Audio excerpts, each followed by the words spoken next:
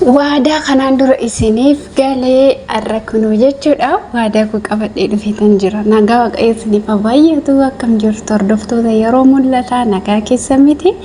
Ani obboleettiin keessan nagaa guutuu guddaa irraa hafaan qaba. Sillee kana gaafatan abdiin qaba. Egaa yeroo darbe jechuudha viidiyoon ani gallakkise irratti baay'een keessan na gorsaa turtanii gorsi keessan abdiin itti toleera.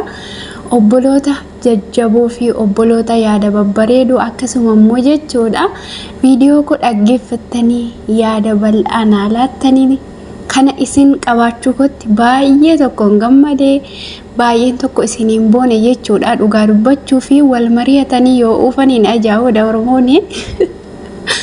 Baay'een keessan jechuudha akkan ani konkolaachisummaa baradhuudha kan isin na gorsaa turtanii baay'een keessan immoo baradhuutuma dhiisii yeroo biyya galtuuf yookaan immoo bara jireenya godhattee maatii godhatte tokko si fayyada jettan baay'een keessan immoo rakkoon qabu amma dandeesse hojjedhu hojii mana madaamis akkasuma immoo hojii konkolaachisummaas hojjedhu jettanii baay'een keessan immoo fayyaa kee kan si caalu hin jiru hojii mana madaamii hin ulfaata akkamitti hojii mana madaamiif konkolaachisummaa wal faana deemsisuu dandeessaa jettanii garuu hundi keessan yaada baradhuudha kan qabdan jechuudha malee dhugumadha.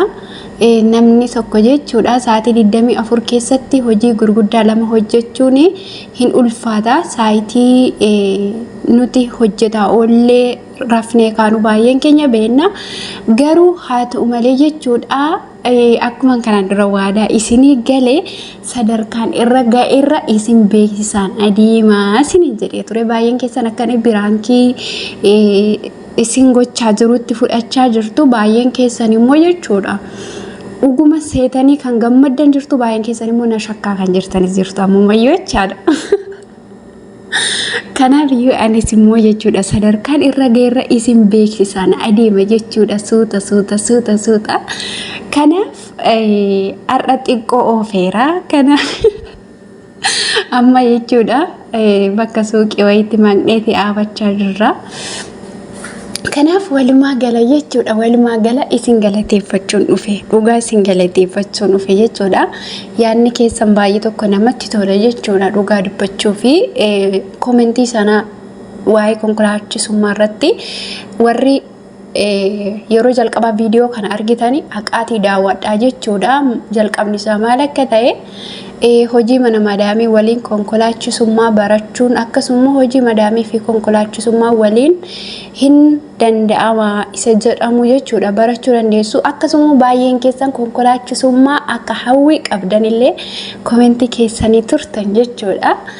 Egaa yeroo takka jechuudha dhugaa dubbachuuf waanuma nuti hawwinu yoo hojiitti jijjiirre sammuu keenyallee boqonnaa argataa keessi keenyallee hin gammada jechuudha. Haatu malee immoo biyya lafaa kanarraa hunda hawwaniis immoo hin argatan jechuudha. Kanaaf obboloota koo jajjaboo qaxalee eebbifamaa naaf jiraadha komentii keessa yeroo darbeef jechuudha. Ammas immoo jechuudha beerree ooftoo nutti mul'attu jechuu dandeessu. Viidiyoo marsaa sadaffaatti immoo fuula koo arguu dandeessu jechuudha. Kanaaf walumaa galatti hawwiin ani qabu bira ga'eetan jira.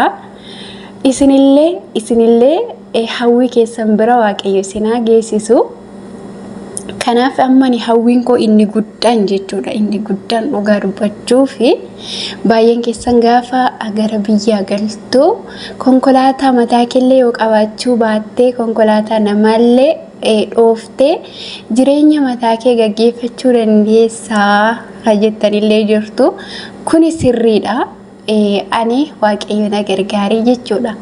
Isinumaaniin sadarkaa ga'eerran mari'achaa adeema gara fe'eenaa haa cabu gara fe'eenaa yaasuu jedhamni tire. Kanaaf walumaa galatti jechaadha.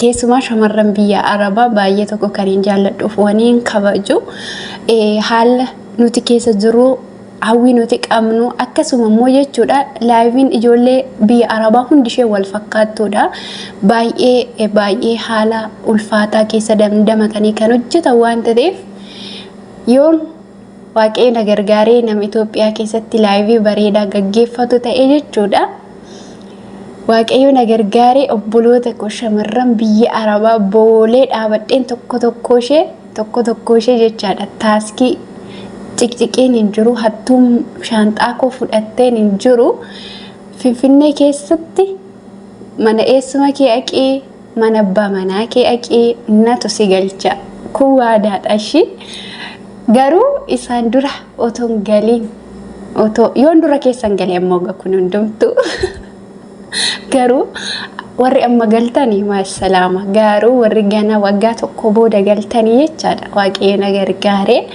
warri waggaa tokko booda galtanii kana caalaa ammasittis immoo waan hunda barumsa isaanan fudhadhaa garuu hojii madaamii waliin deemsi sanatti fakkaatu waaqayyo na gargaaree baradhee xinnoo hojjedheetuma nannisaa madaamiin kiyya akkanii gara hojii konkolaachisummaattis gara hojii mana keessaattis akkan ani hojjedhudha kan isheen barbaaddu jechuudha konkolaataan kanuma isheeti hammaa fi malee kan namaa miti jechuudha yookaan immoo kan kaampaanii tokko irraa kireeffatamee oofamu miti jechuudha kanaaf walumaa galatti jechuudha obboloota koo bakka kanammoo bakka galaana deemnee akka tasaa mucaa madaamitu oofaa jira waraabeera jechuudha baay'ee bishaan qaba bakkichi kanaaf walumaa galatti jechuudha ani isiniif bu'aa tokko buusuun qaba jedheen karoorfadhee jira waaqayyo si haa gargaaru unaan jedhamu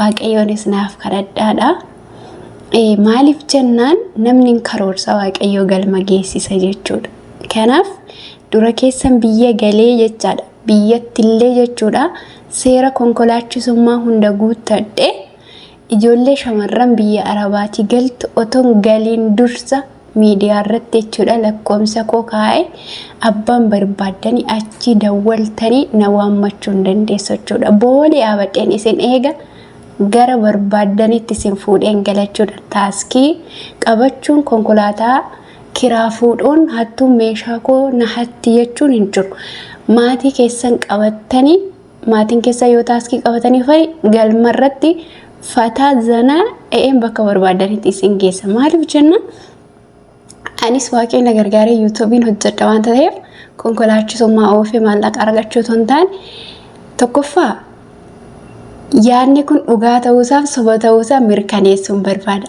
lammaffaa immoo ijoollee biyyoota Arabaa jechuudha gaafa san biyya galan sapiraayizii gochuun barbaadu jechuudha maaliif jennaan namicha tokkotu harka boolla kaayee waan ani argee jedha yaani waan isin argitan argeera waan ta'eef jechaadha jaalalan isinii qabu mul'isuuf jechaadha hin argitu abaluu warra na beekanaa ta'u warra na beekne haa ta'u waaqayyo na gargaare gara fuula duraattis isinuma waliinan jira namoonni haaraanis barachama na barachaa anis isaanuma barachaa yoon deeme jechi koo guyyaa har'aa kuni gaafa hojiitti jijjiiramtu moo jechaadha hin argitu kanaaf waaqayyoon naaf kadhadhaan isiniin jedha wal jajjabeessaa walaa jajjabeessinu akkasuma jechuudha yaada komentii irratti naaf kaa'aa jechuudha yaadni komentii irratti naaf keessan immoo jechuudha akkuma isinii jedhee hojii lama hojjechuun kun hin ulfaata argee ammumayyuu argee dhugaa dubbachuuf argeera garuu konkolaachisummaa yeroo konkolaachiftu yeroo hundumaa yoo deddeebitee konkolaachifte amma tokko bareedaadha malee takkarraa wasiqaa takkatti siqaa miti garuu barnoota isaa beekta taanaan biyya kamiyyuu gaafa deemtu haala masmaraa fi daandii biyya sanaa irratti haaraa namatti ta'a jechuudha fakkeenyaan anama madaamii yeroo hundumaa hospitaala geesse yoon deeba ta'e gaafa biyya biraa deemu immoo haalli masmaraa isaa amma tokko garaa jechuudha gaafa shufeerri tokko yeroo baay'ee hindii irraati fidatu jarri keenya shufeerota jechuudha hindii irratti namni sun shufeerinnati baratee waraqaa ragaa fidatee yoo ofeeyyuu isuma hindii sanaatiin ufee qaxxituma hin oofu asittis illee inji'a jechuudha haala daandii biyyichaa irratti haala konkolaataa sanaa irratti murtaa'aadha jechuudha kanaafiyyuu waaqayyo na gargaara garuu harki beeku hin wallaaluu jedhu mitiire kanaaf harki beeku hin wallaalu waan ta'eef gara fe'een haa cabu gaafa gara biyyaa gallus warri konkolaataa qabdan ammaan qabaatu na beeksifadha. Warri bituudhaaf karoora qabdanis warri shufeeriin barbaada malee konkolaataa qabaa, gibbiin qabaa, manan qabaa jettan ammaan qabaati. Ammatti ani amma konkolaataa bituuf humna qabu. Garuu ogummaa isaa baradheera. Inni kun immoo anaaf gammachuu guddaadha. Waaqayyo na gargaare immoo waggaa muraasa booda abbaa konkolaataas ta'uu danda'a mitiire. Kanaaf mee ijaa hundumaa waaqayyo haa galatu, waaqayyo isa yaadde kanaan biraan si haa ga'u naan jedhame. Amma eebba keessan barbaada, gorsa keessan fudhadheera mitiire. Viidiyoo biraatiin immoo jechaadha. Akshinii biraatiin isinitti agarsiisa jechuudha. Otoon oofaa jiruu viidiyoo of waraabee dhugaamo soba ittanii yoona ofii shakkinashi wantichi dhugaadha biraan kimiti waan ta'eef jechuudha. Turtii na waliin gootaniif galatooma.